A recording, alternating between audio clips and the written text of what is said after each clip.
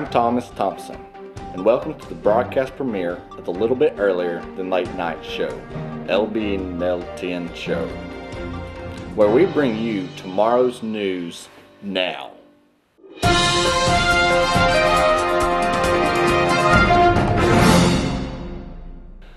Today on the show, we will be discussing matters that affect the way all of us live.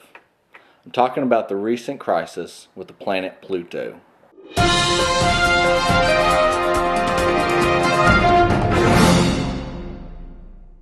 We have joining us today, live from the Atlantic Ocean, a self-appointed expert analyst on the solar system, Richard Richardson. Richard, can you hear me? Are you there? Yeah, Tom. Yeah, coming in loud and clear. Thank you. It's wonderful to be here. Thank you for having me on the Little Bit Earlier Than Late Night Show. It's a pleasure to be here. I'm really anxious to. Okay, let's get down to business. So, tell me, Richard, what are you doing out there in the Atlantic Ocean? Oh, I'm just hanging out. To be honest, Tom, I don't know what I'm doing out here in the ocean.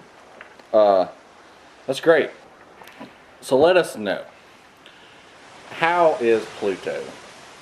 You know, I mean, it's not a planet. It's been demoted. Is it feeling down, sad?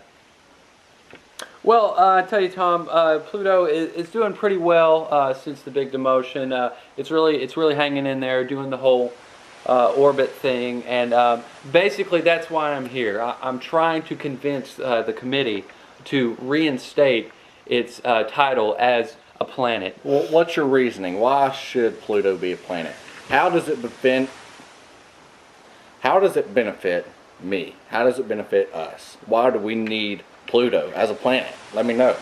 Okay, well, that's pretty easy, Tom.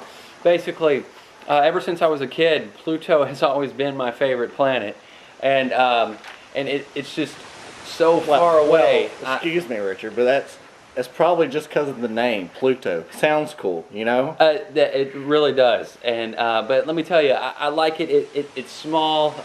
You know, you can look in a telescope and be like, "Hey, Pluto, Pluto." It's you know, it's by itself. It's solitary. And it's really cold, you know, and it's so neat that it's so cold. You know, I like iced tea, and I put ice in the tea to make it cold, and I think, hey, this is very cold, just like Pluto. So there you have it. Richard Richardson, iced tea, Pluto, I mean, what? I don't see the comparison. What's the problem, Tom? I mean, it's that simple. Iced tea and Pluto. They're great. Richard, I love it. Quite frankly, I think you have the problem. It is the best planet.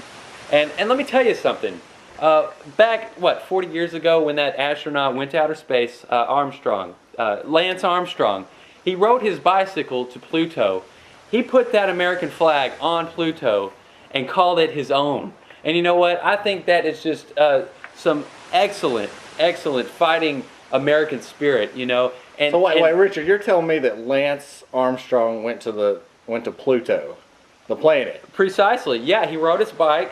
What are you saying? He doesn't ride his bike? No. Lance rides a bike. I know. I just don't think he rides it into the solar system. Yes, he does. He's a very skilled bike rider. But that's besides the point. You know, whenever he went over there 40 years ago and put that flag down there on Pluto soil, you know, that was just a turning point in American history. You know, we were losing the war. Honestly, Richard, I don't think that anyone has set a foot on Pluto.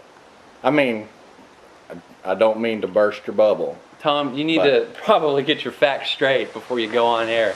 You know, there's documents, there's written proof of Lance Armstrong, you know, landing on Pluto. What can I say? Pluto's my favorite planet. All right. Well, thanks for joining us, Richard. Thank you for having me. Huh.